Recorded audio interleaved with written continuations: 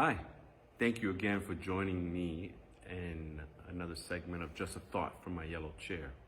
We've been talking all week, today's Friday, about abiding in Jesus, and that the secret for anxiety-free living is not doing, but hanging on to Him. So here's today's thought. When you focus on Jesus, you will rise from your fear and anxiety. When you focus on the storm, your problem, you will sink into your fear and anxiety. The Bible tells us in Matthew chapter 14, Jesus once again tells his disciples to get on the boat. But this time, he did not get into the boat. He went to the mountainside to pray. Meanwhile, his disciples were in the middle of the lake when a storm came. And once again, these experienced fishermen tried to handle the situation on their own. But they struggled all night. And the Bible says that around 5 a.m, Jesus came walking on top of the water. First thought, Jesus is over nature. He's in control over nature. We have nothing to fear from a virus. Jesus controls nature. So all of a sudden, disciples see this figure because it's dark and they say, it's a ghost.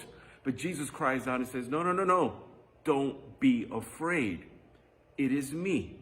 And Peter says, okay, if it's really you, Lord, then call me to be with you in the water. Now that sounds crazy, but that was Peter. But Peter understood something. It was safer to be in the water with Jesus than to be in the boat without Jesus. So Jesus says to Peter, come. And the Bible says that he walked on top of the water. Man, when you keep your eyes on Jesus, you will walk over whatever. You will walk on top of whatever storm is coming your way. And as long as he kept his eyes on Jesus, he was okay. But the Bible says, but when he saw the wind, he was afraid and began to sink. And the Bible says that he cried out and says, Lord, save me. And immediately Jesus came and grabbed him by the hand.